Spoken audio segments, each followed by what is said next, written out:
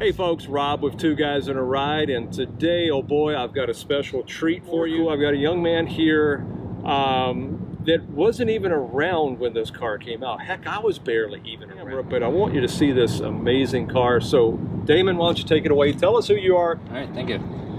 I'm Daymon. This is my 1972 Honda N600. I've owned it for about 2 years now. I wasn't really looking for a classic car when I found it, but when I saw it, I just knew I couldn't pass this up. I mean, it's a part of Honda history, so I really couldn't just let it go. So, are you into Hondas? Is that why? No, I just saw what it was, and I kind of know of the car. I knew it was the first car that Honda brought to the United States to sell production-wise, and I just thought that was super cool. And I mean, there's a lot of classic cars out there, you know, and you can go to car shows and you can see a lot of different cars, but you might see a lot of the same ones, and I just haven't seen one of these around, so I knew I had to get this car when I saw it up for sale. And you were saying you saw it on a not bring a trailer, but like where did you see it, and what did you wind up actually acquiring this car for? I paid $2,400 for it. I found Wow. it on Craigslist. It was in Dawson, Minnesota. So I drove it 2.5 hours home the day I bought it, and I couldn't find a car trailer at the time. And I asked the guy, well, has it driven 2.5 hours? Am I gonna make it? And he says, well, the lady who owned it before you, she's about 85 now, and she hasn't driven the car in the past 2 years. Okay. And before that, she drove the car 15 miles to town and 15 miles home. So, and he estimated probably in the past 15 years, it's only gone 30 miles in Right. a trip, and then it's been parked. So he said, you're going to be the first person to really take it on a trip that far in a while. And yeah, it made it. No bumps, no nothing. Really? Yeah, Okay. it drove all the way 2.5 hours at 60 miles an hour home. Wow. Now, how many miles do you have on it? It has 127,000 on the body, and on the motor, I'm unsure because it was brought here in the late 80s. The Wow. car is originally from Washington. Okay. It was a one family owned. She considered it family because she let her daughter's sons drive it. Yeah. But it never left the family. Then they came here in the early 80s, and they painted it this orange color and rebuilt the motor at the time. Okay. But as far as you know, it's original motor. It's been gone through. Yep, it's the original motor that I know of. It's just been rebuilt. You mentioned earlier you've on the Facebook page and you've been in some forums and things like this, and some people have taken exception when you've made the comment that this was a 598cc motorcycle engine. Yeah, I've been told that it's based off of a 1967 CB 350 or 360cc. I don't know if it was a car or a little truck or what it was, Okay. but it was over in Japan, and that's really what the motor's based off. Just the head and the valves and up are motorcycle motor. Everything else was designed to be a car motor, essentially. So some people, the purists, take offense when you say it's a motorcycle engine. Yeah, They know, some of the guys don't like it when you say, well, it's just a motorcycle motor in a car. right, it was purpose built. It wasn't building a car shell around a motorcycle engine. It was a purpose built engine off of some original motorcycle parts. Right. That'd probably be more fair to say. Now, the cool part about this is in 1967, this car was introduced and brought over into America. Basically, they brought over 50 to drive them 20,000 miles and for endurance testing, and then to crush them afterwards. But as it usually happens, 4 of them still exist. Now, this is a 1972, and of course, it was introduced in the U.S. To sell in '69 as a 70 model, and it was the first Honda automobile to be officially exported to the U.S. So that's pretty cool. Yeah. Tell us what more you know about the history of this car. Well, like you were saying, in 1967 they brought 50 of them to Hawaii to do a kind of a test run, see how they would go. And then after that, they were supposed to all go back, get crushed. And then they brought them back in '68, I want to say, to America, and they brought 25,000 coupes. Okay. And that was the Z600. Yep. And apparently they brought 35,000 N600s, which is the sedan, which is this. And they just, when they brought them to America, they had to make some changes, like add a brake booster, They had to add bumper extensions just to pass DOT regulations, stuff like that. Well, one of the things I remember reading about it as well is that it did have front disc brakes, but they weren't great brakes. Yeah, so that was where I think they had to add like the brake booster, stuff like that. Okay, so they did the endurance testing in the late 60s and realized it wasn't quite right yet for American roads, so they needed to add a few things. Let's see, now according to the information that I've got, it's the engine, the 598cc engine can rev up to 9,000 RPMs, and now there was a 4-speed manual or a 3-speed automatic. I can't imagine how slow the automatic. You don't have the automatic. No, they called those the Honda Matic. Okay, I remember that name. Yeah, the Honda Matic N600. Wow. So, I think they also came in the coupes, the Z600s. Okay. Wonder how slow that was, because this, I believe, with the 4-speed, was 0 to 60 in 19 seconds. Yeah, I think about 35 or 40 horsepower. Wow. 598cc. It's a 4-stroke, air-cooled and everything. Wow. It was the first Honda automobile manufactured outside of Japan. Going back to the engine real quick, though, it does have a top speed of 81. Yeah, on the dash here it says fourth gear stops at 75. Oh wow! So I don't know if I'd push it much more than that, but when I'm on the highway, I do 60 comfortably. But it can rev 9,000 RPMs, so that's pretty darn cool. That's a high revving engine. Yeah. Yeah, and then of course, back then capable of like 36, 37 miles per gallon too. Yeah, it's a 5.5 gallon tank, so it doesn't cost too much to fill it up. Now it is a pretty small car.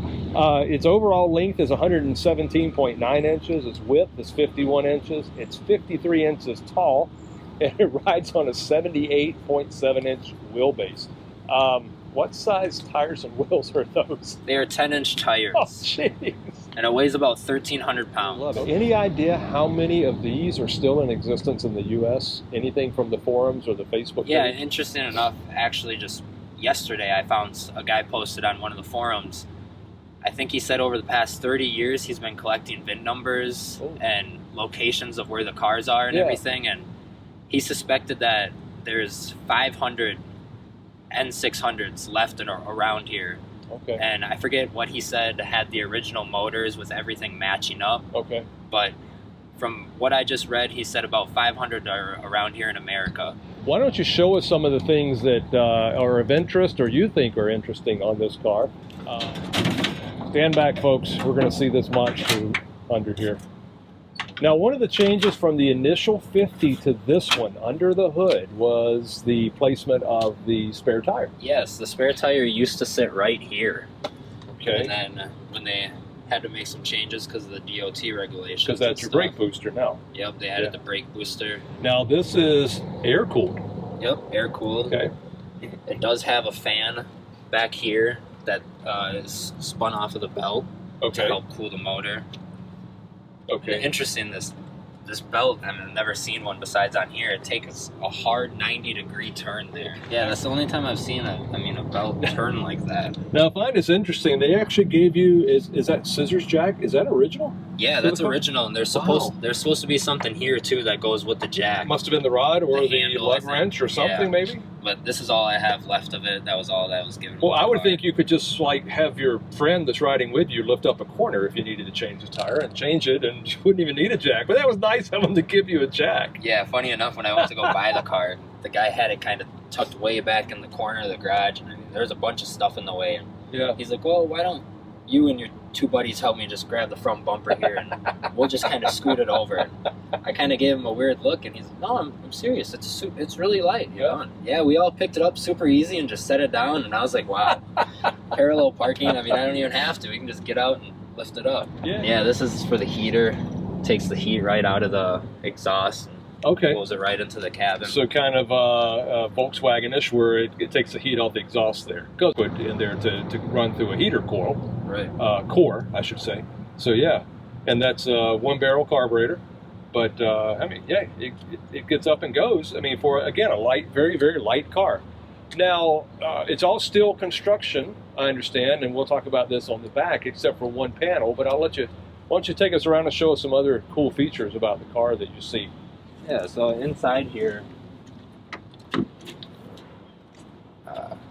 they didn't all come with a radio, so whoever bought it brand new, they decided to add the radio. So that's the original radio as well? Yep, that is the original radio. Does it still work? It does not, unfortunately. Oh, okay. They have a second one in the glove box, and that one doesn't work either. Oh.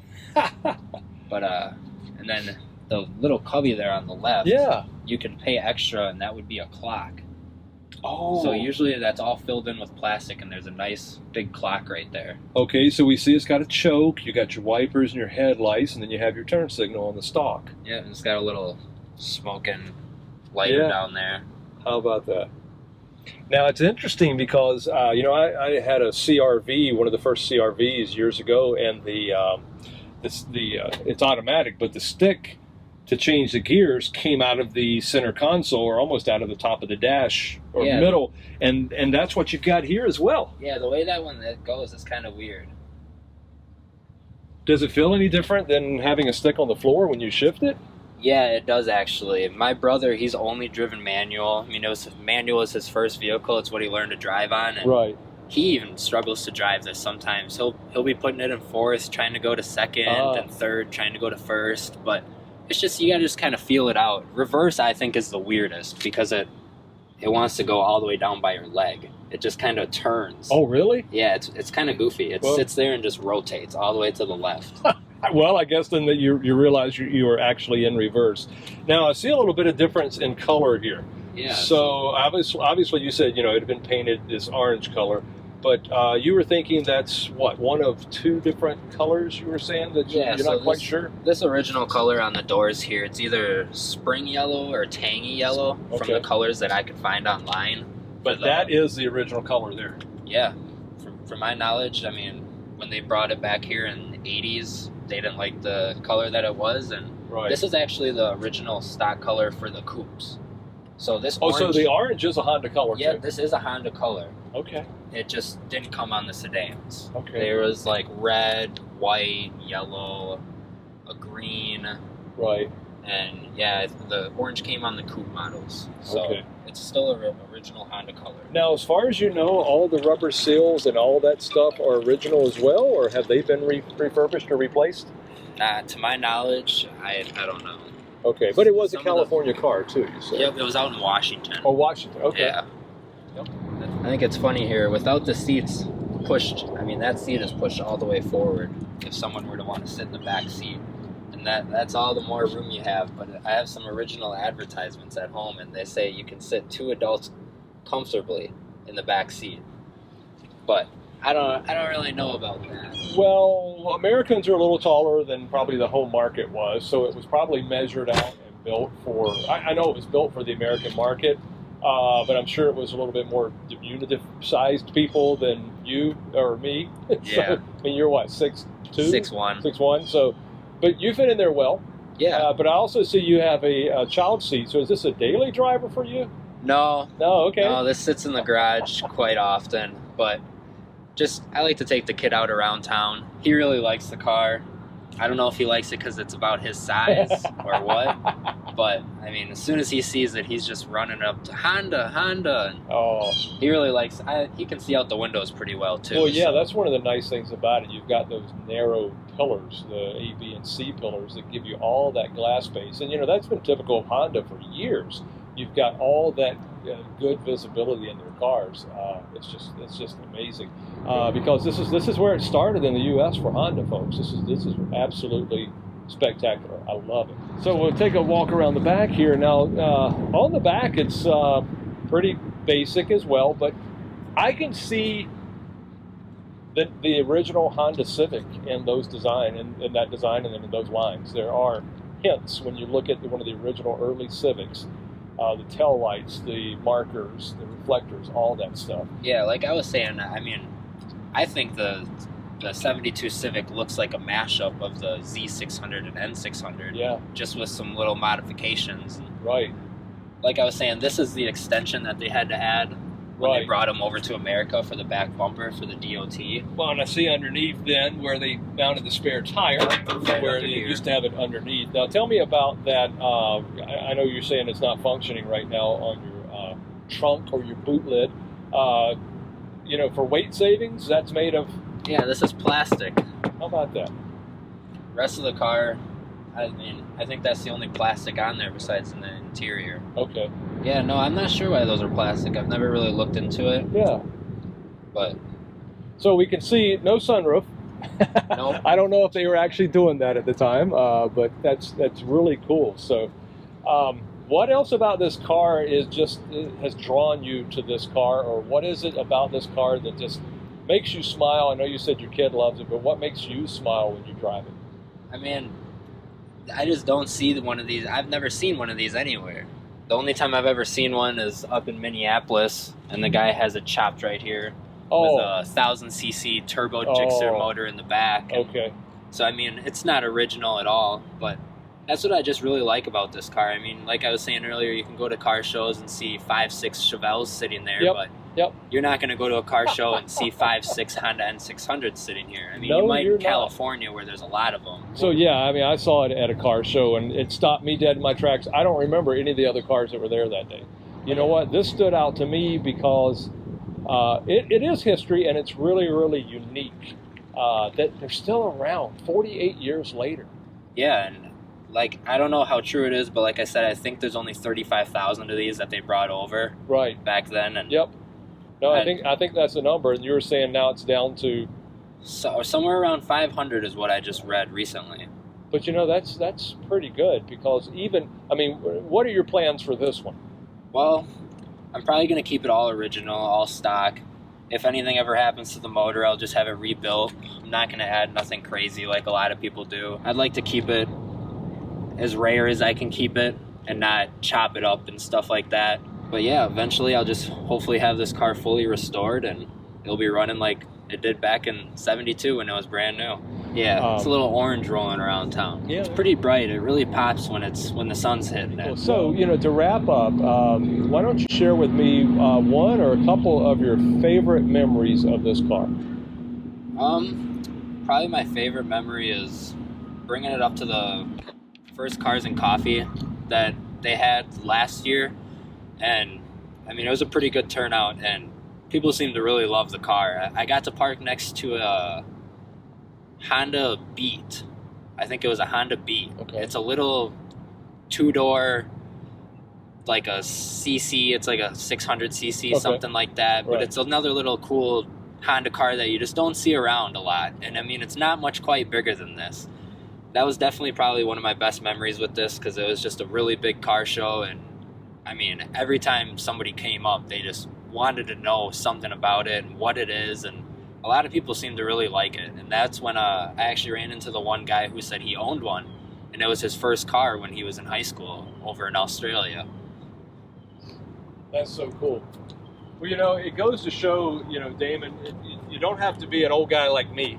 And you don't have to have hundreds of thousands of dollars. You just got to go out there and find something that appeals to you. But you were popping out there, because everybody wanted to stop by and talk to you with your cool car, and they've seen Lamborghinis. I mean, a lot of people rolled up and thought it was a Mini, a Cooper. A little Mini Cooper. Yeah. As soon as they saw the Honda badges, like, whoa, their interest peaked way more. Right. This is a Honda? Like, what is this? Right. And so many people, like I said, your generation, even 10 years older than you, might not even know what this car is. But you know what? This is awesome.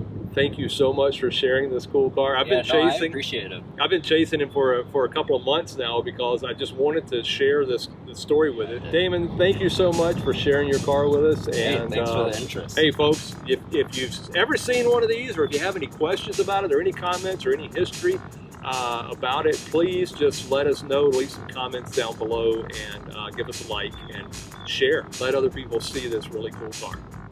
Thanks for watching.